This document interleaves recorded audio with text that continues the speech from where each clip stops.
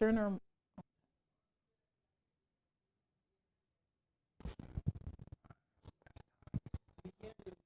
Mm-mm.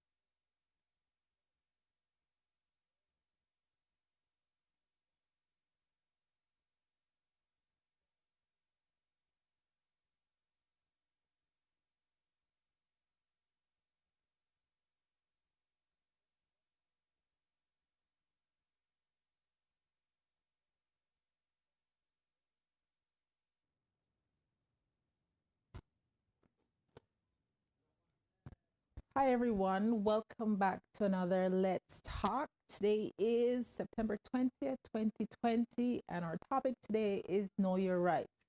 Took a little pause in August. Thanks for those who checked in. Just took a little summer break. And we're here today with another exciting topic. And I hope you all will share the link. Be sure to share, to like, to comment, invite others to join in the conversation. We'll be talking about something very important this evening about knowing your rights, what to do when you're stopped by the police, and also what happens with regards to racial profiling. So we've got a special guest today. Hi, Garnet. Hello, Conrad Rattray, and he's the traffic ticket specialist. So, Conrad, over to you. Please introduce yourself to us. Thank you. My name is Conrad Rattray. I'm the owner of a very large paralegal office here in the Edmonton area. We specialize in impaired driving to all traffic-related matters. We handle approximately 2,000 files per year, one of the largest offices here in the Edmonton and greater area. Very busy place, and we've had some wonderful experiences we want to share and give some education and share some of our backgrounds with you. Okay. So traffic ticket specialist. So if I get a ticket for any reason, I can come talk to you, or someone in your office will have some information for me? That's correct. So all moving violations, everything from a cell phone violation, which is number one in this province in terms of ticket slate, careless driving, failing to remain accidents, speeding violations. We do handle some photo radar, not a lot anymore as a result of COVID-19. We also deal with commercial vehicle enforcement, and we work predominantly with the court as well as our clients to ensure that we save points, save money, and save your license. Okay, awesome. All right, so that's not particularly a common job or line of work. So tell me more about your story. Why did you decide to become a traffic ticket specialist? Yes. In 1985, between 85 and 1989, I was a member of the Canadian Armed Forces. During that period of time in Ontario, I worked with a large population of Toronto Police Services members. We were given a choice when we were young men. You could either take three career paths. One was policing, firefighting, or Bell Canada's linesman. I chose policing. They were very good and gracious at paying for my education while I went to college. We had to provide a certain mark to them in order for them to cover a cost. I then went into law enforcement in a large municipality outside of the Toronto area called Peel Region, and served there for over a decade in law enforcement. And during that period of time, I was also attending university and obtained my degrees while I was a law enforcement officer from York University. All right. So you've got background in law enforcement. Right. So is there anything in particular that moved you to starting this company? Like what have has been your experience with police, for example? Yes.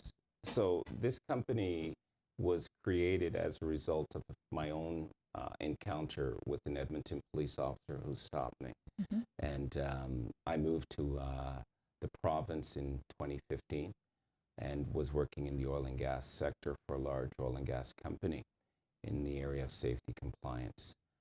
As a result of the economy and the downturn in the economy, I started to look for other areas as jobs were no longer available. On my way to a library, I was actually stopped by an Edmonton police officer. I was singing in my own car. Mm-hmm. There were two officers in the vehicle, and the driving officer, not the passenger, saw me singing. Mm-hmm. And he actually pulled me over and asked me, he saw my mouth moving. As a result of that, I said, "Are you not allowed to move your mouth or sing in your car?" He said, "Do you have your cell phone?" I said, "Officer, the cell phone's in the trunk of my car." Mm-hmm. He said, "Well, your mouth was moving, therefore you must have been on a cell phone." And he took steps to give me a ticket. I took the ticket. I hired an individual who was senior in this practice. He did not do a very good job. We went to court. I was convicted of the offense of cell phone violation, but not having ever been stopped in Toronto, Mm-hmm. I was a little bit taken back by the process. And I realized that the individual who represented me was not as proficient in his job as I thought he could have been. Mm-hmm. So I took steps to apply to the court, the Alberta Court of Appeal, myself, and did an appeal and went to the appellant court and won. As a result of winning that case, while I was filling out my first appeal form, I was able to pick up a client who was directly behind me, and Right. that's how we started. So this is very exciting, and I hope those who are on the live, I hope you're sharing the information that's there. You don't want to miss the information here because I'm sure all of us have interactions with, being stopped by the police or what to do when you're stopped by the police. We've got the Zoom meeting ID for those if you want to call in. Otherwise, if you want to just chat with your comments, you can do it through Facebook or through YouTube. We'll be taking your comments or your questions during that. So we're here with Conrad Rattray, and traffic ticket specialist, and he is talking about his experience in Edmonton when being stopped by the police and how this, pushed him to represent himself in Yes. essence. And also a client was right behind because of that Absolutely. experience. Yes, Yeah. absolutely. So, we know exactly how stories can shape our life, and Yes. the directions that we take. So that's the same for Conrad here. So tell me something, Conrad, and people are probably wondering this. What should you do? I'll probably ask for those who are watching on the air. What do you think you should do if you're stopped by the cop? Or what do you do when you're stopped by a cop? Because that's an interesting question to ask, right? Because different people may have different, expectations of how they're supposed to behave, whether it's because of what they've watched on TV or they've heard other person's experiences. They may have different thoughts about it. So let me know, what have you done when you're stopped by the cop, or what do you think you should do when you're stopped by the cop? Go ahead, Conrad, tell us more. I would like to apply a principle we call the 3 C's. When you're generally stopped in today's climate, it's important to be calm. Number one, be calm. Number two, be cooperative. And number three, be non-combative. We've often seen in society today the use of cameras, and some of those images are very disturbing as we watch what's going on in the United States of America with the law enforcement community. So I want to break down the 3 C's so that your audience understands exactly where I'm coming from. Okay. When we say be calm, I believe that the important message is mind over mood. Do not allow your moods to take over, but allow yourself to be calm enough to understand what the message is that the officer is giving you. Specifically, by being calm, you change the narrative of the conversation. Mm-hmm. So be calm. Allow the officer to have some dialogue, but you also have the right to remain silent if he goes beyond what the law requires. That leads into being cooperative. You have to cooperate to the extent that any police officer that stops you, you need to provide three things: your driver's license, the ownership of the vehicle, and the insurance. Those are the three things that you're required by law to do on a traffic stop. Okay. Once you provide those documents, you've identified yourself, you've demonstrated that the vehicle being operated does not have any challenges with it being on the road, and you have valid insurance. That is what the law says. You don't need to do or say anything else once you've provided those documents. Then I would ask you to be non-combative. Non-combative means if the officer issues you a ticket based on your driving behavior, that doesn't necessarily mean that you're going to be convicted of the offense. Okay. I would much rather people walk away with a ticket in their hands than blood on the police officer's hands, right? And we have to be non-combative. So please take the time to calm down, listen to what the officer is saying that his observations were, but you don't have to respond. If he says to you, for example, do you know why I stopped you? And that's a leading question. You don't have to actually answer that question. Allow him to furnish an answer. Okay. Okay? So you've got some cards here, and there are some cards that you issue out for those who come to your office.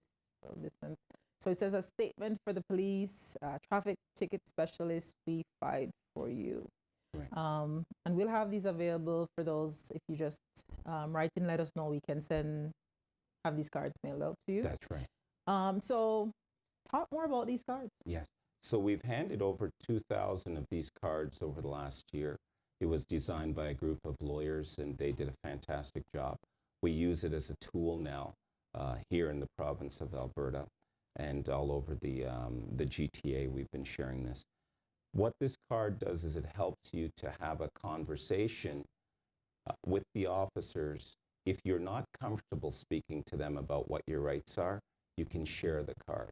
If you want to, you should understand what the context of the card is saying and understand what your rights are. This is about education, and we're trying to educate people as to what their rights are. So allow me, if I can, to share some of the rights that we all have as citizens. And these rights are governed by the Canadian Charter of Rights. So what are your rights? Number one, silence. You have the right to remain silent always. Number two, I can say no. I'm just going to go back.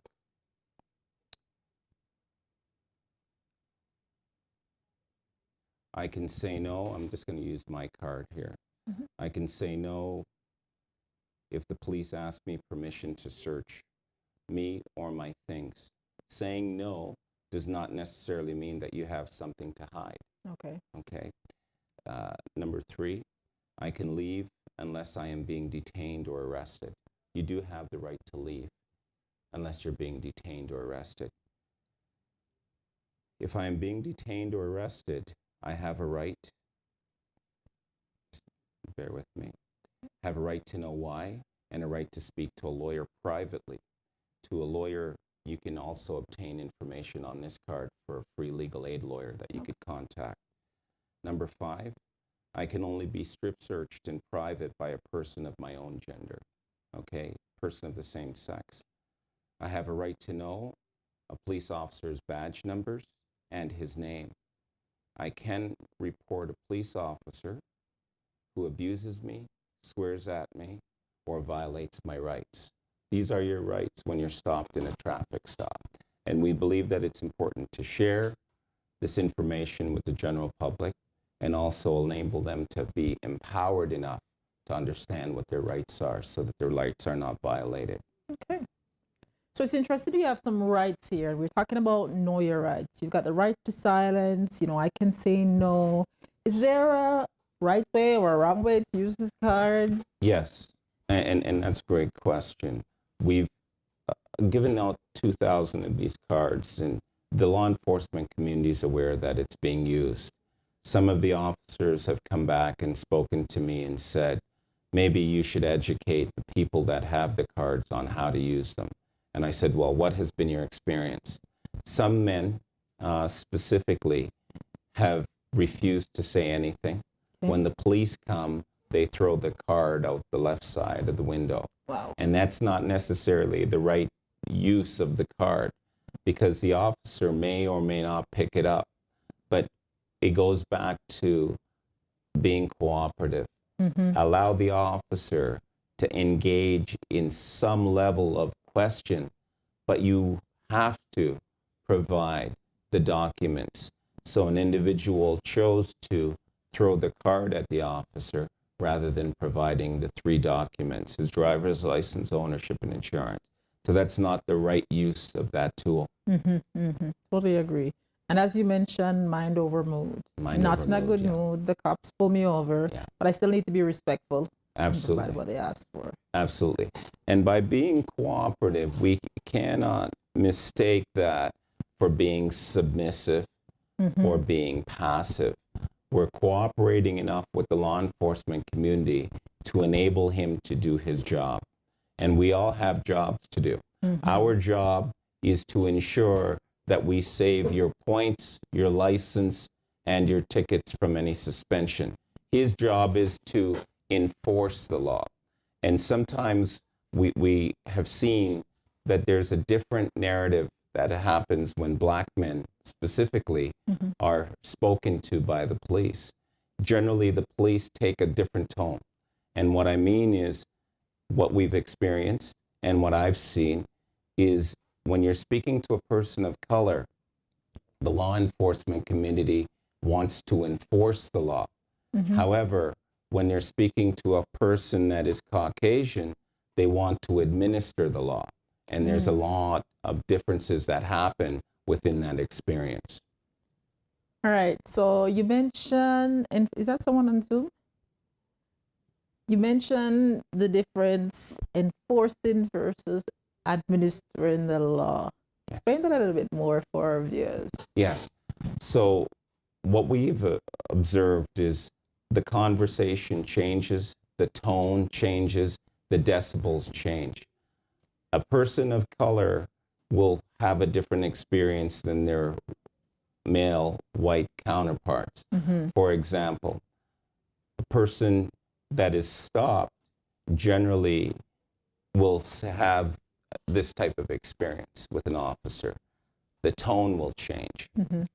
The officer will say, "Put your hands on the wheel. Put your hands where I can see them. Do you know why I stopped you? Where are your documents?" That is generally the start of some of the conversations. I'm going to hold you 1 second there. So we've got someone who's on Zoom who wants to come in the conversation and have a question. So Sure. just get them ready for someone on Zoom. Yeah. Okay. All right.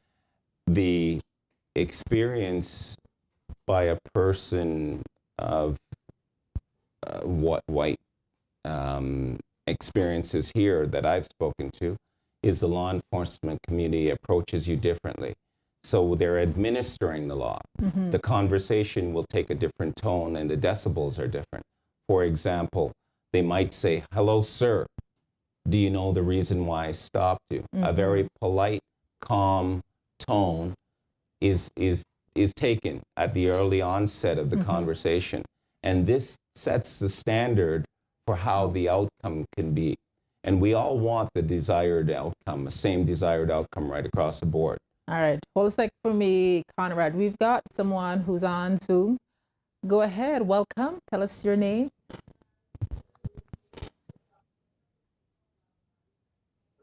Hello. Not hearing you.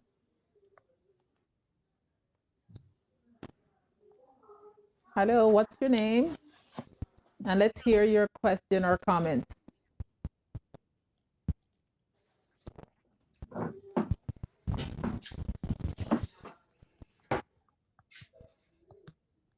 Hello. You're on. You're live. Is it for me? Yes, for you. Oh, I didn't know that it was for me. I could hear, but I couldn't. I didn't know it was for me. Okay. So I just wanted. It's not for a question. So what's your name? I wanted to.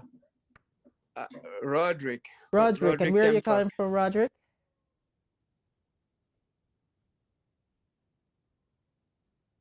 Yes. Where are you calling from? Too bad. No. I thought I had the choice. Edmonton. Okay, welcome. Go right ahead with your Calling for question Edmonton. or comment. Yeah, it's not a question actually. It's just to praise the work that Conrad does for the community and for um, drivers.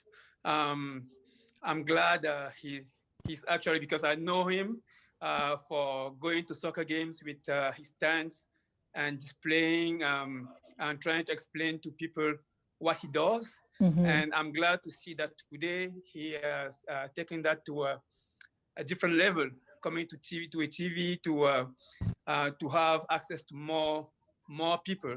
Mm-hmm. I think it's something that I'm happy to see, and I would like to encourage him um, to keep doing what he's doing, help people know their rights, help people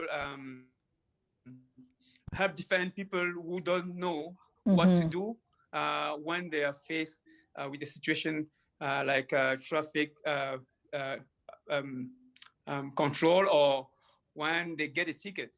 I've never used his service, but I'm glad friends of mine have used the service and they were happy with what he's done.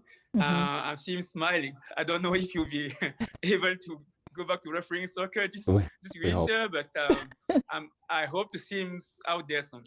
All right. Thank you for Awesome. your call. Yeah. See? Awesome, Welcome. Roderick. Nice to see you. Your service is going before you, right? Yes. So even people appreciating it, the education that you're providing, and you know that extra resource for people. Because lots of time people think legal money, I don't have it. I'm not even gonna, I'm gonna give up my right because I don't know. Yeah. And that's an excellent point. Roderick, thank you very much. It's nice to see you post-COVID. I hope you're doing well. And thank you. I'll continue to use this platform as much as I can. And there's a fantastic referee who has been around the Edmonton area, and we've worked together. One of the challenges that we face here is there is not a huge multicultural community. It's not as diverse as some of the larger communities. So generally, when our individuals are spoken to, we're spoken to by a person who happens to be Caucasian. Mm-hmm. You have a different experience when you go to the large metropolitan areas like the Torontos or the larger GTA. So we have to ensure that we do the right thing. Mm-hmm. And that sets the standard, and we change the narrative. So I've got a question here from JREX. So he said, I got pulled over during a massive radar traffic enforcement. To give you a context, leading to my stop by the police, there was a paramedic in service, lights on and siren was on, coming through the traffic on the same direction I was traveling, southbound. I made my way and came to a complete stop on a red light. I proceeded to travel southbound when the light turned green. About 100 yards, I was directed to pull off the road by a police officer. I did. Another officer approached my vehicle to inquire about my license, registration, and proof of insurance. I provided them, and I was issued a ticket for speeding without any explanation. What should I have done? Thank you for the question. Under those circumstances, the officers generally should provide some explanation to you as to what the violation is. If the officer fails to do that and goes back and writes a ticket, what we need to do is deal with that in court through the disclosure. The disclosure is the information on the back of the ticket. The officer has to write a series of notes identifying date, time, place, and his enforcement actions that he took.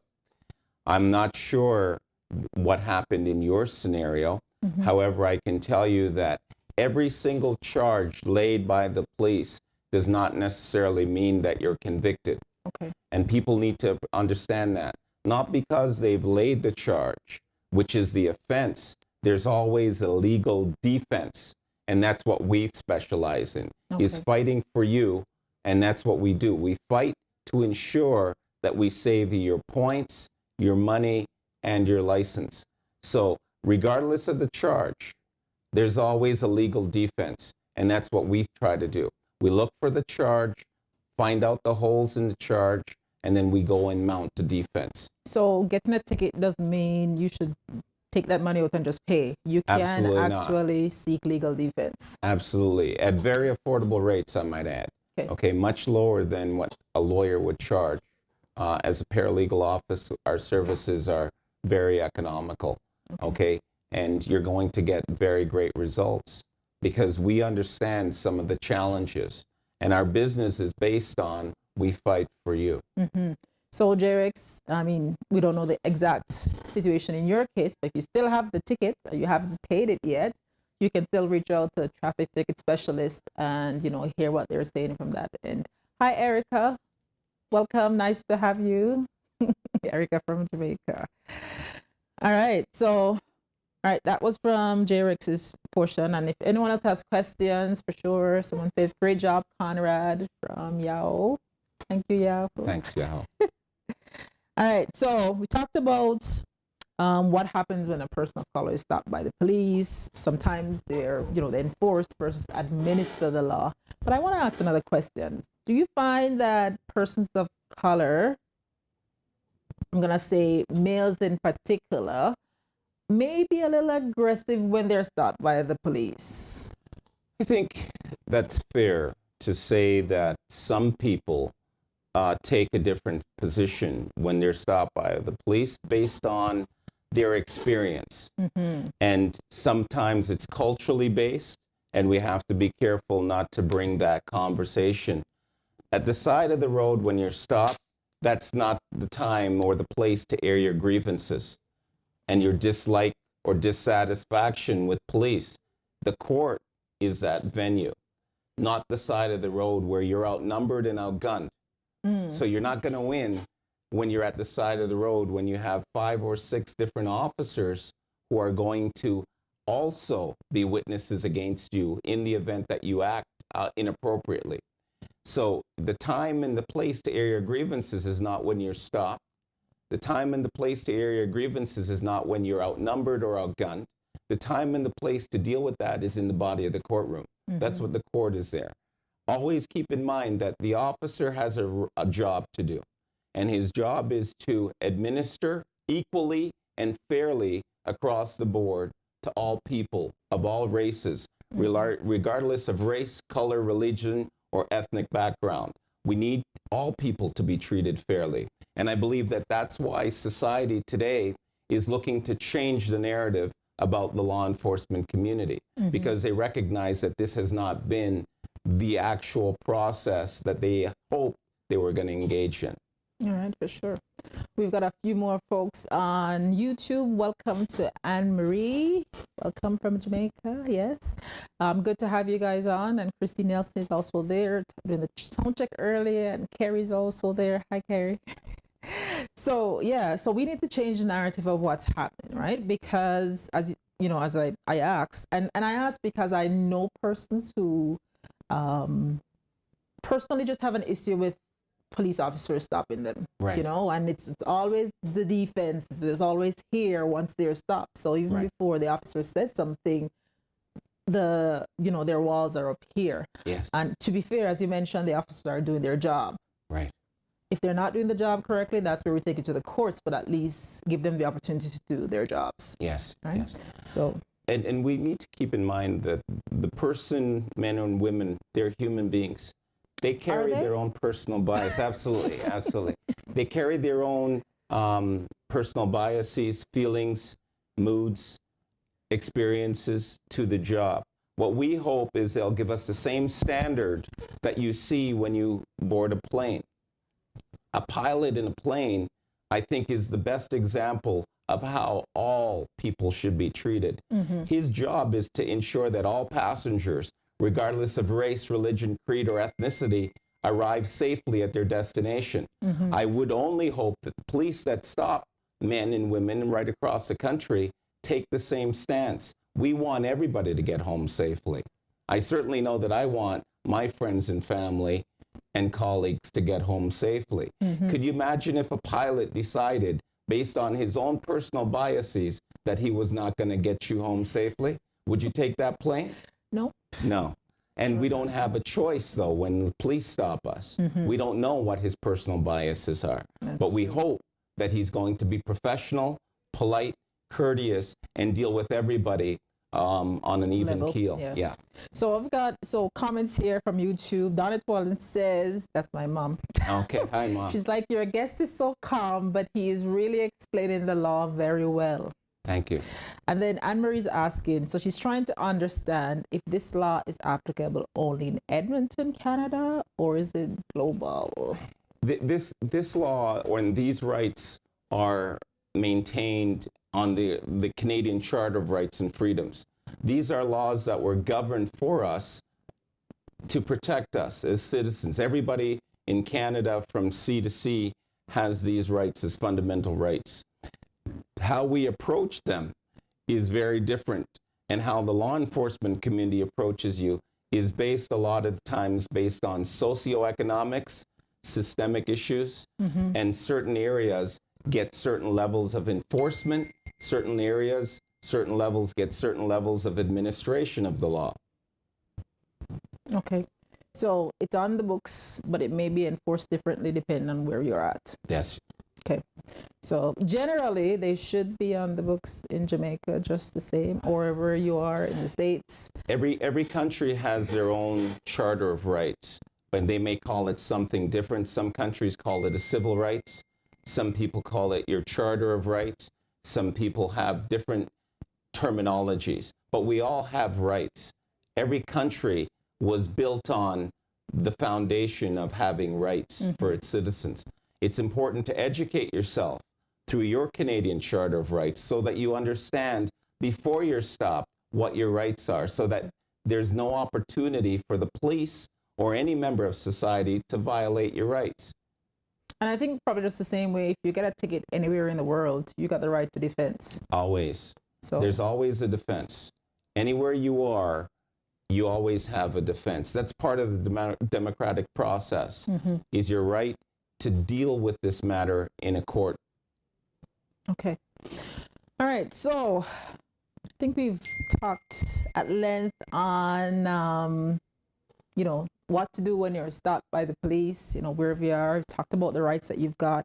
Talk about the 3 C's, being calm, changing the narrative, mind over move, being cooperative, and being non-combative as the 3 things that we want to look at if you're being stopped by the police. Like I haven't talk about that a little bit more. All right, racial profiling. Great topic. Does that really exist In the police structure? Yes, absolutely. All right. Racial profiling exists, and it exists in many different forms. All right, before you go there, you mentioned earlier that you had a background in law enforcement. Tell us more about your experience in law enforcement, Yes. So I started my career in 1989 with a large municipal police services outside of the Toronto area. And as I indicated, I started going to university really early. And my degrees were in sociology and a certificate in anti-racist research and practice, which was frowned upon back in 1990 by senior management who I worked with. And some of the conversations today, if they had those conversations, would probably result in people being terminated. Okay, but back then, there was a certain level of acceptance for certain types of comments. And I'll give you an example. Okay. When you're a law enforcement officer, your first 5 years, you're not able to really get vacation because you're a junior member. Okay. So you basically are required to work things like all Christmases, all Christmas Eves, holidays, you work them, okay? Because the senior officers get that time off. When I arrived within my 5th year, which means that I was a first-class constable, I now had an opportunity to pick my vacation. Okay. And I wanted to take a holiday. So I approached the supervisor And at that time, I asked him if I could get the month of July to August off. You start bidding for your vacation in January so they could put it in the book. At the time that I asked him, there happened to be 30 other officers. I was one of 3 young men of color at that time. And the officer asked me, a whole month, he said. I said, yes, I'd like to get the month off. He said, where are you going? And I said, I'm going to Jamaica. And his comment was, why, is it harvest?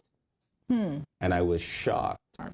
Shocked to my core that he would speak to me, first of all, in that type of derogatory tone, and also speak to me in front of my white peers and have that kind of conversation. But I come from a very strong background, and my mother was always the type of person who encouraged us. She would say things like, I don't want you to start anything, but I want you to finish it if they start with you. So we took him to task. We took that individual to task. So what did he mean to say it's time for harvest? You know, when I took him to task, I asked him specifically, what do you mean by that type of comment? And I said, it seems like your comment was both racially motivated as well as culturally biased. What did you mean exactly? Because I wanted him to explain himself. And when he realized in the context of what he said, it was not an appropriate conversation, he tried to tone it down and make it into a conversation that was something that was laughable. But he could tell by my expression that I was no longer laughing, right? What I had to do was take steps to allow him to realize that this conversation is inappropriate.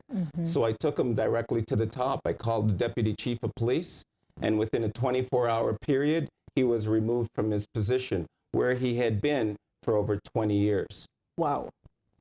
So just by standing up. You have to. You have to take a stance and not have that fear. You mentioned not have that fear. Like, what about people? You know, I don't want to lose my job. I don't want to lose my status here. I'm going to be blacklisted if I speak out on issues that I notice in the workplace. Like, how do you? You know, it's important to know where you are and know who you are and what you're capable of doing before you take a stance to stand out. You use the term blacklisted, and we hear so many negative connotations with blacklisted, blackballed, black cat, and we need to change the narrative of our conversation. Not everything that is black is negative. Not everything that is white is positive. But we need to understand that our language is clothed with certain energy. I don't see those negative connotations when we use the terms black. Why does it always have to be black is bad? No, black is great. Black is beautiful. Same with white. White is good. White is beautiful. Yeah. So we have to change that conversation and see how we're using our words and our language. People that are afraid always have to educate themselves so that they understand that if I take this position, this may be the potential outcome. And it's real. You may lose your job. You may lose your position. You may lose that opportunity. But what if you don't take that position? What if you don't take that stance? What if you don't speak up about that issue? Then we're going to have another generation that's going to suffer the same injustices that previous generations have suffered. So I think it's important that we all understand that we have a right to speak to the wrongs in society. And that's what's going on today. In the city of Toronto, there's a beautiful new term called CABR, C-A-B-R, combating anti-Black racism. The city of Toronto and some of the leading departments have taken on the language of CABR, combating anti-Black racism, as a result. Talk to our guest about what CABR is and how has it been working. CABR is a new term as a result of all the movements that we see with Black Lives Matter. It's also part of the conversation that the city of Toronto has engaged in. And there's some people that are spearheading it that are in various departments. And these people are strong, influential people of color who have said, you know what, enough is enough. We need to speak to these issues. We need to address that systemic racism is real and it exists in all areas of society. And those people are leading the conversation. and they're changing the narrative. And that's one of the processes that they're engaging in, is having their voices at the table when decisions are made. Sometimes persons of color are given an opportunity to speak, but when it comes time to deliver and change the rules and policies, we're no longer at that table. Those drafts, those legislations, we're not there. We're not part of that conversation. CABR, Combating Anti-Black Racism, is putting those people there at the table to really address head-on, forefront, those areas that exist. Okay.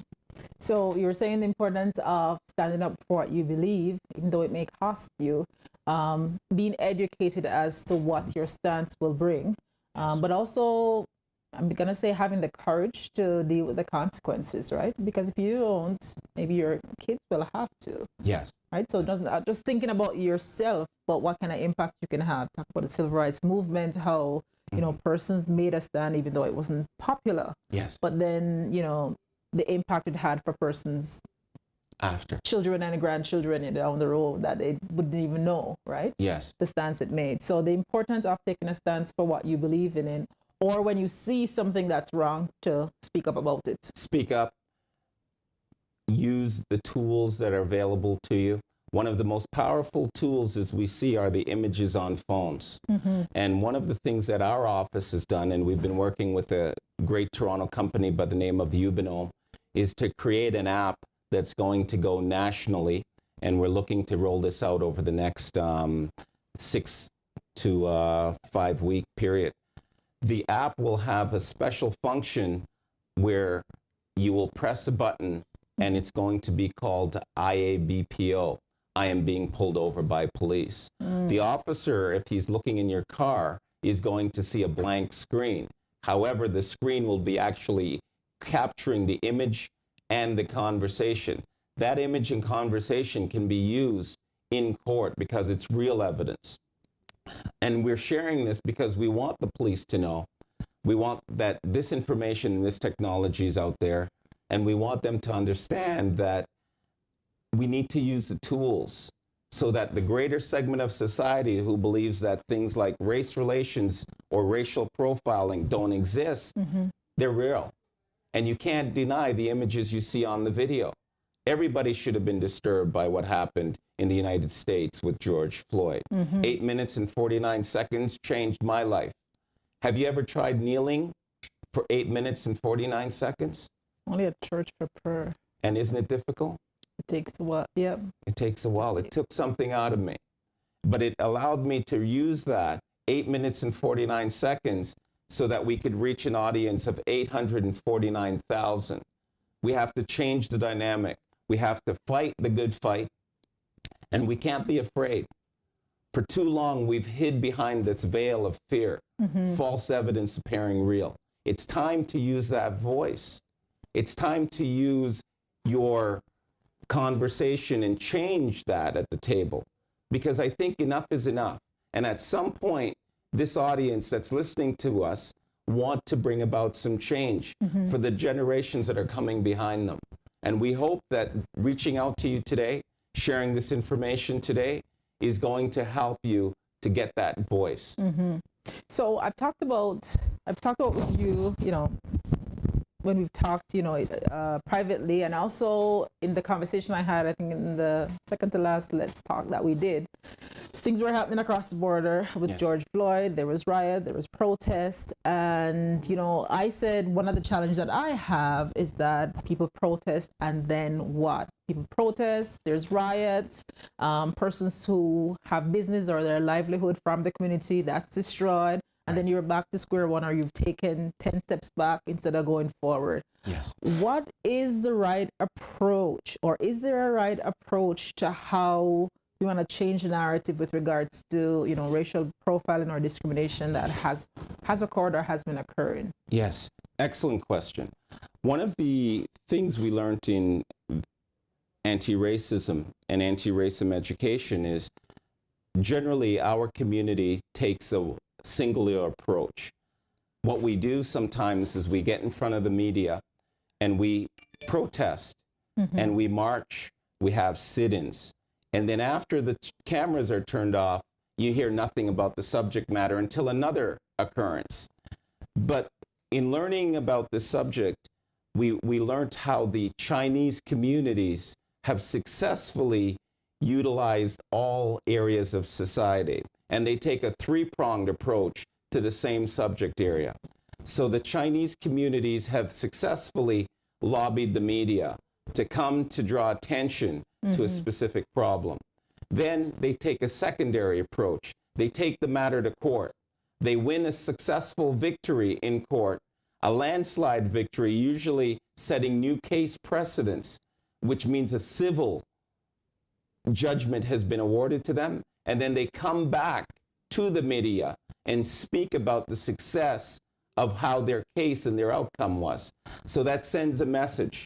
There's nothing that people hate more than to have things land, okay, in their pocketbooks, and that money comes out of that system. And that's where people start saying, you know what, I need to change my behavior. When you start attacking it on a civil matter and you gain financially from being harmed, that is a powerful thing. And then when you go back and share that experience with the media, you need to take a three-pronged approach. And that's what they have done successfully. It's one thing to march, and I'm all for marching. But after the march and you go home, then what? What's next? What's next? What's next? Do we wait until something else happens? No. Let's go into the court. Let's deal with it at the court. And let's hire our own. Let's start looking seriously at hiring some of the best in our communities that can understand our issues and that are prepared to fight and not be afraid because you're a member of the Law Society. You don't want to step outside of that society. You have to hire people that are saying, hey, you know what? This is an injustice and I'm prepared to fight for it. And some of the times our own are afraid to do that. They're afraid to do that. But we have to have the courage to stand. So Conrad, have you ever been in a protest, either as a civilian or as a law enforcement? I've been in as a civilian, a young child. I was on Eglinton Avenue and Allen Road, 13 Division. I was probably 12 years old. My mom took me to a protest.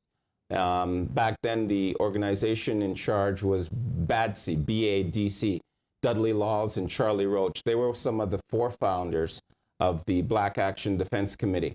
I remember as a young child marching and meeting them. I was a young child, but my mom brought me to these events so that she could wake me up to what was going on. She also educated us as to what we needed to do. I was one of those young men that needed structure. So at a very young age, my mom recognized that if I don't put him in a structural setting, he may go the other way. Yeah. So she put me in Boy Scouts, Army Cadets, Army Reserve, police. I had to work my way through those structures, and I understood the importance and value of communication, being calm, wearing a uniform, understanding how to treat people. Those are all things you get in a structure. I also do sports, as you heard from my fellow referee and soccer partners.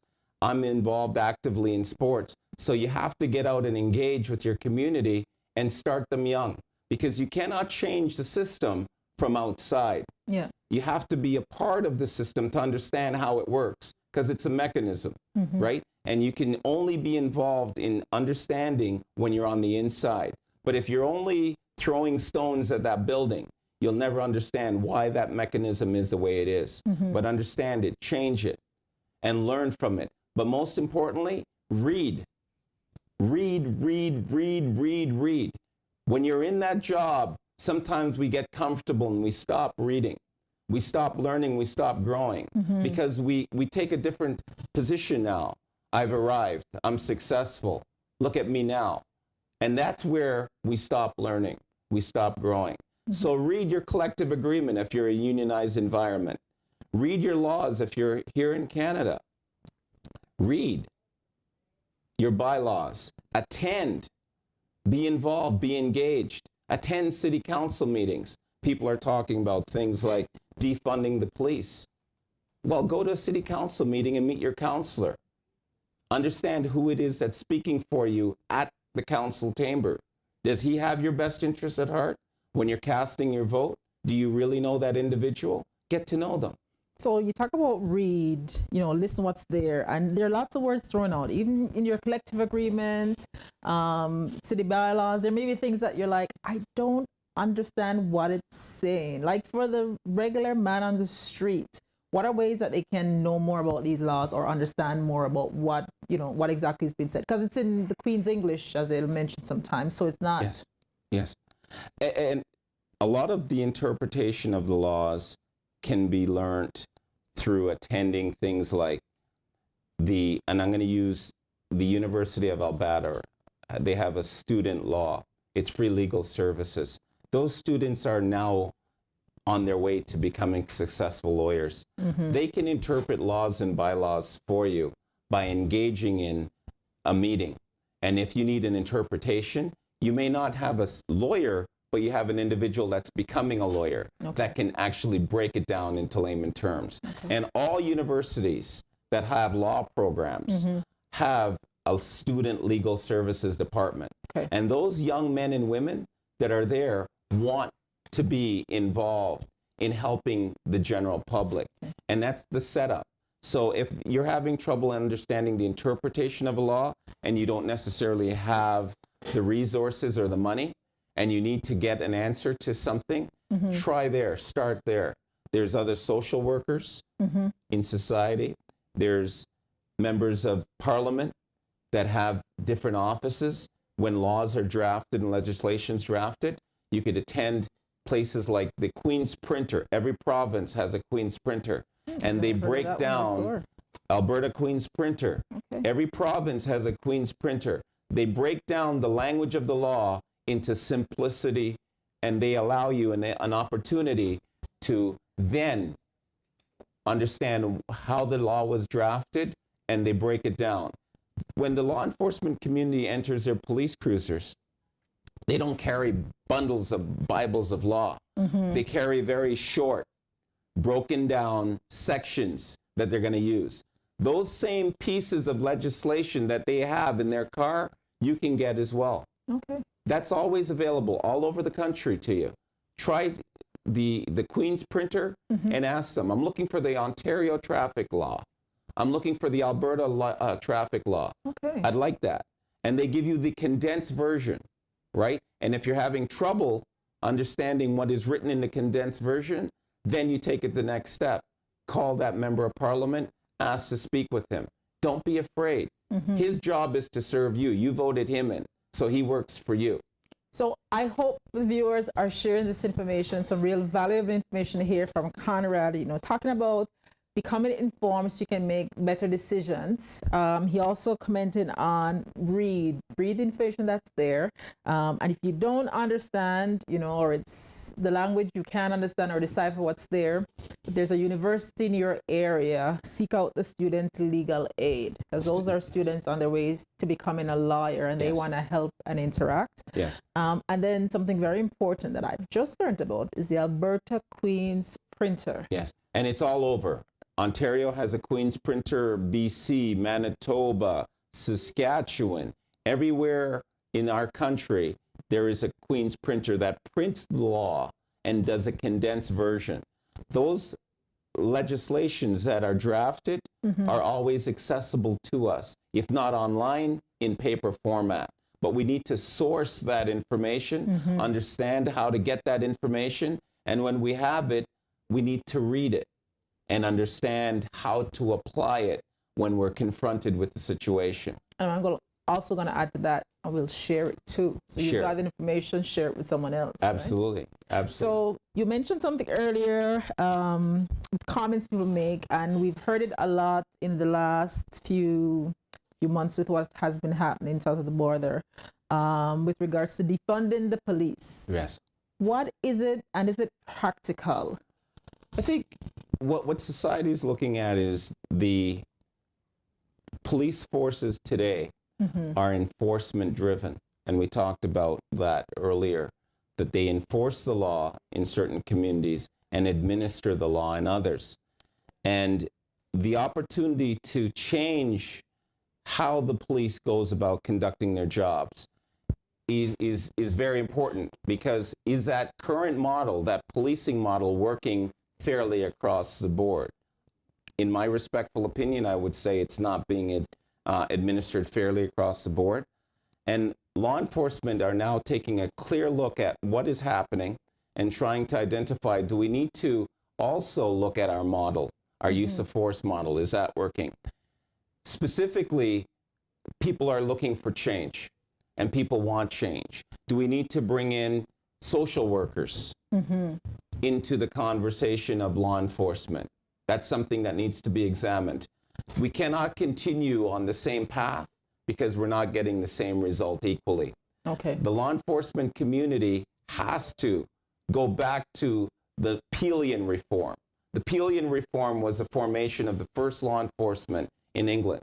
And the Peelian reform said, the public are the police are the public. We are able to enforce and administer things in a fair and equitable manner because we also have an eye, and we can share information and speak to one another. Not every situation are the police equipped to deal with. And I'm going to tell you this, I have family members that are police, and I want them to be treated fairly when they're dealing with members of the general public, as well as for them to treat the general members of the public fairly. But the conversation needs to change. The law enforcement community has now started to identify that we have huge problems. And it's not just the Black community that they have problems with. Aboriginals, persons of color, persons of other minority groups, East Indian, East Asian, right? And that starts with hiring. That starts with shaking the tree from the chief's position all the way down to the grassroots. And hiring practices need to be evaluated. So, just step back a little. So, defund the police is not, we're going to close all the police stations and not have police, yippee yippee. We're going to put resources in, additional resources that's needed so that we have better interactions with the public. Yes. I believe what we're talking about defunding the police is an allocation of resources. Rather than these large balloon police budgets, maybe we need to look at other social services. One of the things that I heard the chief of police for Ottawa, Peter Sully, speak about on TV was he did a ride-along recently as the chief of the Ottawa Police, and he's a person that identifies as a Black man. And he said that 90% of the calls were based on people that had mental health issues. So the law enforcement community is now placing people who have medical health and health issues in the criminal justice system. That might not be the place to deal with it. And sometimes we're seeing that the resources are being stretched. And the law enforcement job today is very difficult. Not only is it difficult because of society's view of what the law enforcement community are supposed to be doing, but also the resources that are being asked of them with the time that they have and the training that they have. I don't believe they're adequately equipped to deal with all of those resources. Other areas that have been defunded are now placing their onus on the law enforcement community, and they may not be trained to deal with that efficiently. So defunding the police is about looking at the allocation of resources. What are the areas can we do to make society more holistic? That's what I believe the conversation is about. Okay. And I'm glad you shed light on that, because as I said a few months ago, that's been the term that's been around, defund the police. But I think people have different understanding of what it means, or they just hear that and they think no more police stations, right? Yes. So having that clarity as to what exactly it means or how that would actually work is really enlightening, so people can make more informed decisions with regards to that. Right. So I got a question for you. Parker, hi, Parker Salami said it's really interesting here. And Donnet says, very good mother, Conrad. She was. So here's the question I've got. You talk about being enforcement driven. Do they have targets as police? Do we have targets? I'm going to speak to my experience as a law enforcement officer. I'm not going to speak specifically today because I'm not in uniform. When I was in the law enforcement capacity, we had to do a stats sheet. At the end of every month, our deputy, superintendents or superintendent or inspector would take a look at what your stats were. Within that stat sheet, it had things like LLA, Liquor License Act charges, CCC, criminal code charges, NCA, narcotics control charges, by law enforcement charges. And these were check boxes that we used to have to identify how we did within that month. They also had a section for cautions. And one of the things that we had to do was to demonstrate at the end of the month by putting in these sheets that this was what we did for the month. Some of the officers that I worked with going back 30 years ago would wait until the end of the month in order to pad that stat sheet because they didn't want to do a lot at the beginning of the month. So some people want to know if stats exist. I don't know about now. I can't say specifically, but I could know that in the past, that was real. That was something that had to be submitted at your end of the month. And your boss would gauge that. Some officers use discretionary power, and that's a tool that the police have, but we don't see it exercised today. A discretionary power is, rather than giving you a ticket, I can give you a caution and tell you something good. Hey, you know what? Try to put that seatbelt on. Okay. Rather than giving you a ticket, which carries 3 demerits in the province of Ontario, but it doesn't carry that here. And I think the law enforcement community is not using enough of their discretionary power based on the problems that they're having within their own organizational structures. Problems like, we need you to clear the scene and get to the next call, because you're running from problem to problem to problem, and you don't have that opportunity to engage in real community-based policing. And that's the model that we're trying to get back to. That's the model that people want. People want to have that dialogue again, but you can't have that dialogue if the officer's in a car or traveling back and forth. We don't see community policing engaged the way it used to, because society has changed. The calls have changed. The complexities have changed. And also, remember, police are human. They're human.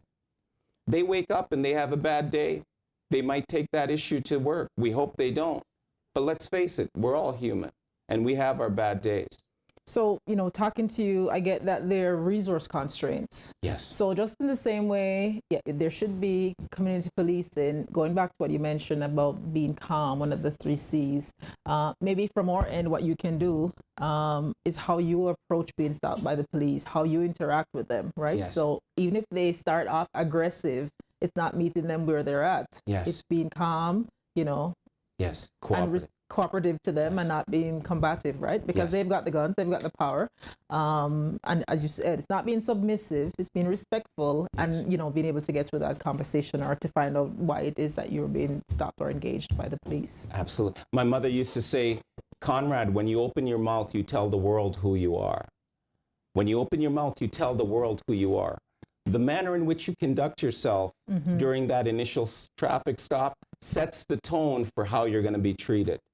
And if you engage in combative and abusive language, you're probably going to have a negative experience. However, if we flip that around and you become polite, polite doesn't necessarily mean being submissive. And we have to change that narrative. By being cooperative, by providing your driver's license, ownership, and insurance, which is what the law requires, and you do it in a polite way, because there's many ways that you can engage with this officer. You may walk away from that experience with a positive experience, right? So we have to understand that that person who has us for that momentary period of time has stopped us from his vantage point as a reason. We need to understand what that reason is, allow him to explain that if he's so inclined, and listen. Look, listen, and learn. Look, listen, and learn. It doesn't say speak. Just look, listen, and learn. Allow him to speak. Allow him to have that dialogue. And I'll generally say this, when they don't share an abusive conversation and it doesn't become back and forth, generally you don't have much of a conversation. because no one's going to stand at the side of the road and argue with By themselves. No, it's not going to happen. And it's interesting you talk about look, listen, and learn. So my experience is it's one time I've ever been stopped by the law enforcement. I was here in Alberta a few years ago. So my brother was in the vehicle. I was going to work. He was going to take the van back home. I'm dressed for work. He's dressed. He has a hoodie on, and he's playing with his phone in his lap or on his phone. And it's 2 lanes of traffic going on White Ave. I see the officer on one side, and of course, people really don't pass the police if they see them driving. Right. They just kind of keep back. But anyway, I drove past because I'm like, I'm not breaking the speed limit. So I drove past, and then the cop car came in behind me. Right. And I said, I can see that they're running my license, because I think they spotted my brother there with a hoodie on, right? So they're running my license, and I'm still driving.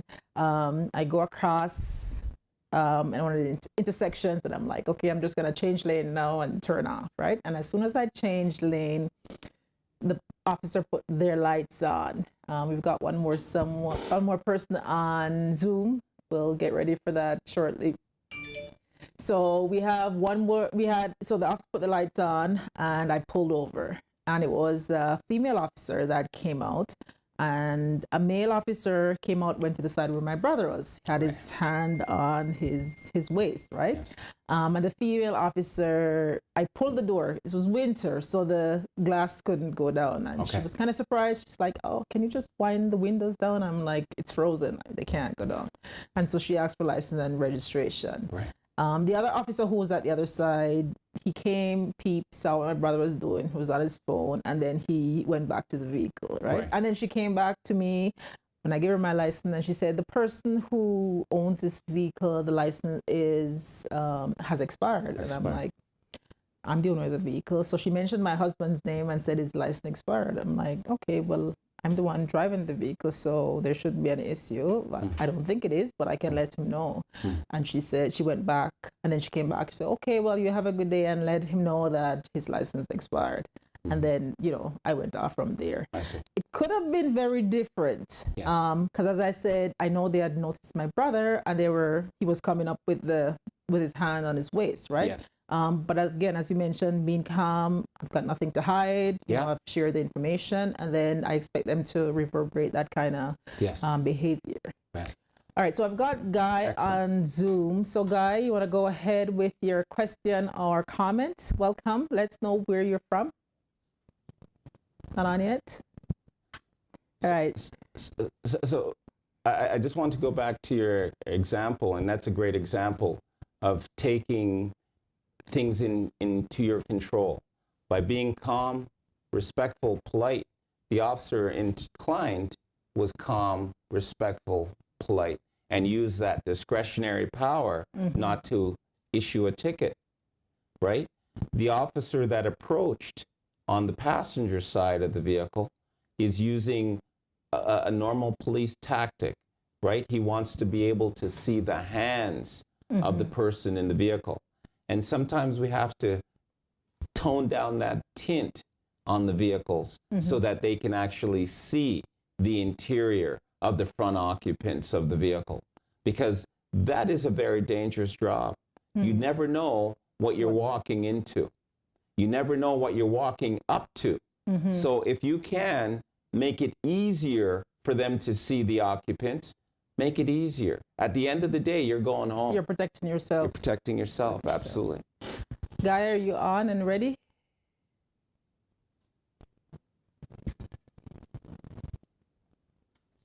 Not yet? All right. All right. So yeah, very important to, ensure, at least from your side, what you can control, do what you can, do things from what you can control, right? Because you really can't control someone else's action, but you can control yours.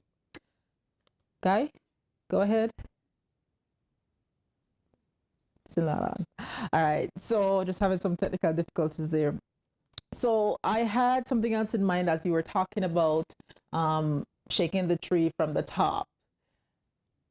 Persons of color or visible minorities, would you suggest that they join the police force? Can they make a difference by doing that? Or is it just all, a show? It won't make a difference if they take a stand, or? Everybody has their own individual experience, and you have to want that job in order to get in, and you have to fight to get that job. You have to educate yourself. You have to want to make a difference. I believe that most police officers, if you ask them, why did you join? They would probably say, I want to make a difference. And I think that's, that story rings true for all races. You join that job because you want to give back to society. You want to make a difference to society.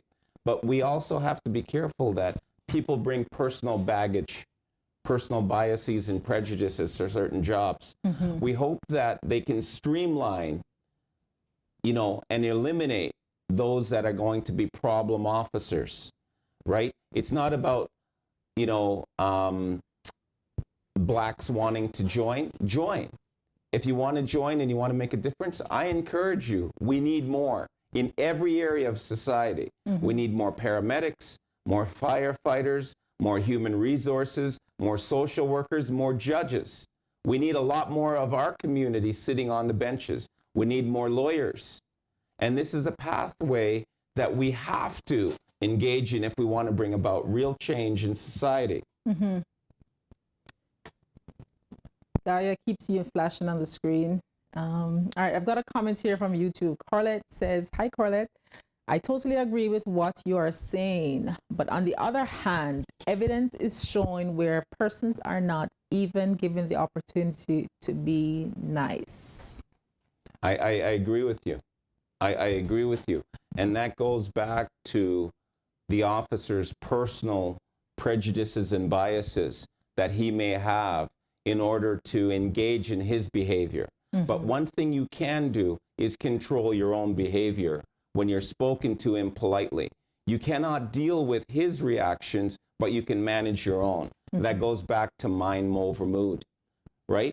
And remember, even if the officer's impolite, unprofessional, or in your respectful opinion, not being fair, that space and time that he's dealing with you is not the time to air your grievance.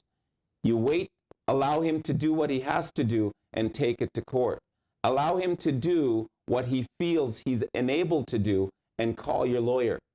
Contact the court, call his supervisor, obtain his name, license, badge number, file a complaint. I was going to ask you, is there any point where you can say, do you have a right to ask for his name and badge number? Every interaction that you have with the police, you have the right to ask that.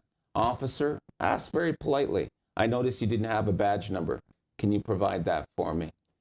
Can you tell me your badge number, your name? The officers are obligated to provide that information. If not, it can always be obtained at a later time through your counsel, your lawyers, or the available resources, right? You can always find out who you've engaged or interacted with. Okay. And then there's one more thing as you talk about asking for information. Are you allowed to take your phone out if an officer stops you to record the conversation? Yes, absolutely. Or interaction? Yes. You can always use the tools that are in your hands to capture that conversation. You may have to, if he asks you to place your hands behind your back, put the phone away. But generally, if you feel that this tool is going to help you to capture the essence of what's being said, then you can use it. Remember, you're paying for that phone. It's not the officers. So sometimes the law enforcement community will say, put your phone away, put your phone away. Well, it's not their phone. They're not paying that bill. That's my phone. That's my tool. That's my camera. And I'm going to use it because it's real evidence. Okay. And in court, that is real evidence. That's the best evidence that you want. Imagine if we didn't have phones today, and people used to deal with things without the phones and they would just file a complaint. Sometimes they fell on deaf ears because they would often say, well, where's the evidence? Yeah. Now you have the evidence, and this is the best tool. Everybody has a phone. Okay. There's cameras all over the place. So use what's available to you, and you don't have to speak. Let the video speak for itself. Okay, fair enough. Good points here. I had another question to ask with, okay, so use your phone if you need to. Talking about your rights. If I had been drinking and I was pulled over by a cop, do I have the right to not use that breathalyzer machine when they ask me to blow? Can I just say, no, I don't want to? Or, I'm worried that I may blow over the limit. Like, talk to the audience as what's their right when it comes to that. That's an excellent question. If an officer makes a lawful demand, a breath demand, you are obligated to provide a sample of your breath. That's what the law requires. There's not a lot of legal justification for refusing to give your breath demand. It's easier for you to give a demand of your sample of breath rather than dealing with a criminal charge of refusing a lawful breath demand. So you can be charged if you chose It's a not criminal to... charge, yes. Okay. Yes. Okay. You can be charged certainly with refusing to provide a sample of your breath. And we're finding that there's a lot of miseducation around this. We have a lot of men that come into our office that are charged with refusing, and they happen to be men of our communities.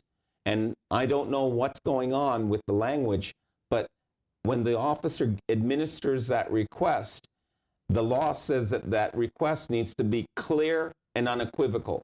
The individual needs to understand that he's being given a lawful order to provide a sample of his breath, and it needs to be clear and unequivocal, okay?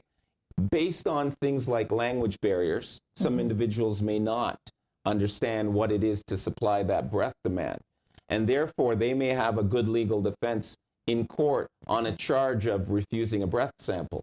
But if you understand the request, we strongly suggest that you provide the breath sample and allow offices like ours and other legal offices to deal with the charge in court.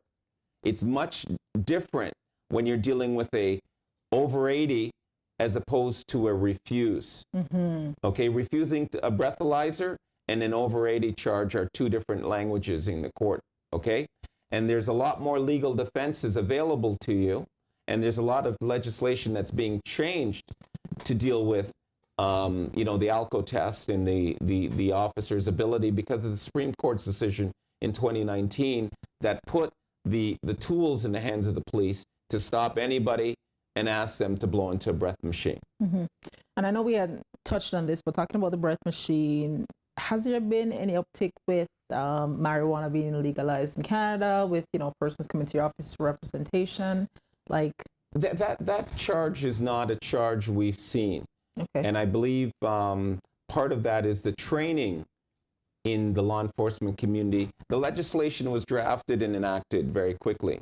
And then we saw these marijuana dispensaries.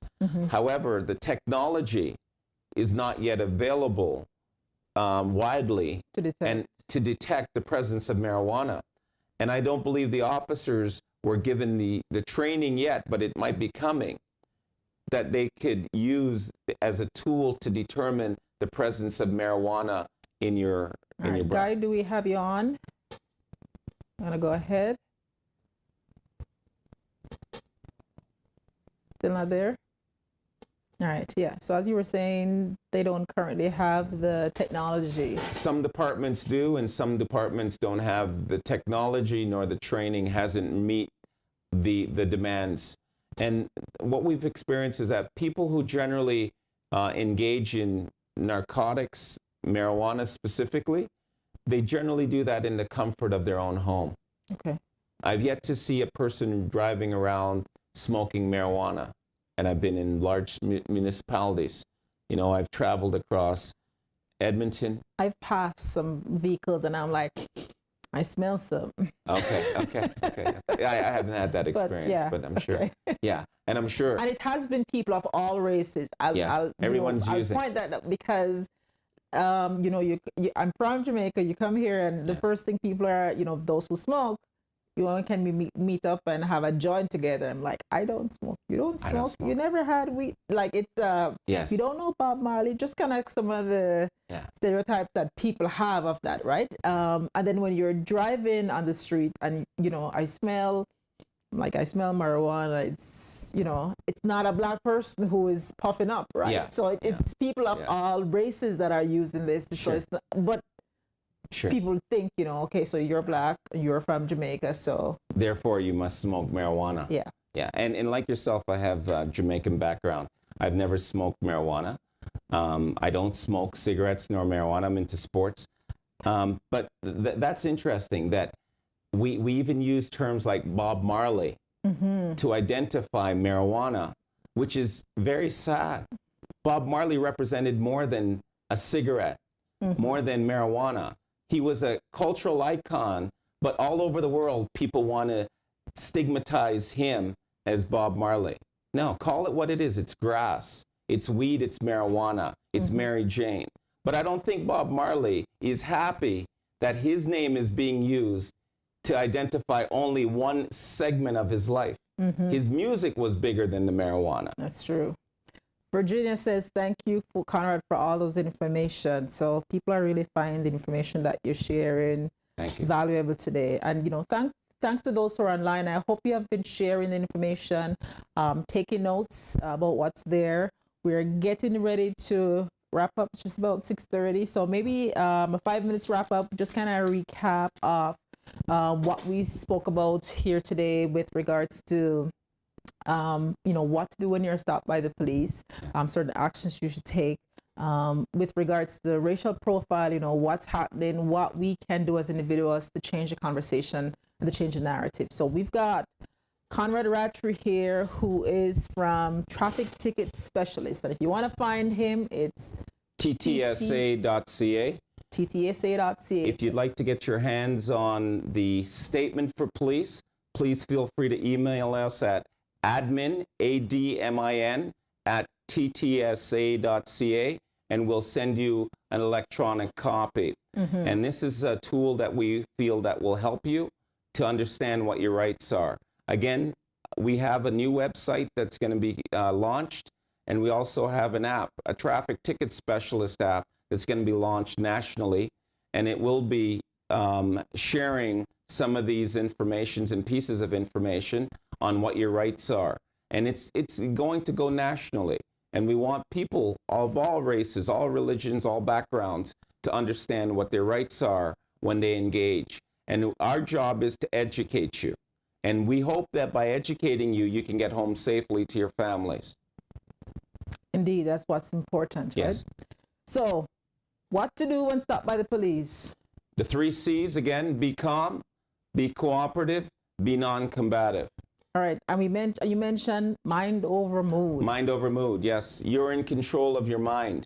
Don't allow the mood to take over, but allow your mind to take precedence. And be calm, be cool, be relaxed. You don't have to be combative and air your grievances when you're stopped. That man or woman in that uniform, that's a human being. Treat him with that respect that you want to, in turn, be treated with. We're often taught that, but sometimes we don't apply that. Or if you had a child in the police force, how would you be responding to an officer that stops you? That's right. Right? Yeah. That may be a little different. Yeah. All right. And is there a right and wrong way to interact with the police, specifically when you've got something, a statement for them? Is there a right and wrong way to interact? I believe it's all based on the individual's background and their experience. We always encourage people not to throw items at the law enforcement community. The officer asks you for the standard driver's license, ownership, and insurance. Don't throw it at him. If he asks you for information that you feel is outside of the context of what your legal rights are, you don't have to answer the question. Let him know that, officer, I don't really want to answer that question. I'm not comfortable. However, I would like to speak to my counsel. And then you can ask if he's going to allow you to speak to a lawyer. That card that we gave you has a 1-800 number. And you can use that 1-800 number right across the country to speak to free legal aid when you're at the scene of a location where the police officers are speaking to you. So we don't suggest that you become adversarial. We want you to remain calm. We want you to cooperate enough to provide what the legal law requirement is. Driver's license, ownership, and insurance. Allow the officer to do his job. Don't be combative with the officer. If he issues you a ticket, you're not happy with it, that's not the place nor the time to air your grievance. The court is. That's what the court is designed for. because to every offense, there's a defense. Okay. Allow your legal team to find that defense for you. That's what I want to share today. Okay. And then with regards to, racial profiling, that exists in society, we talked about having a protest is not being enough, just going out for a protest is enough.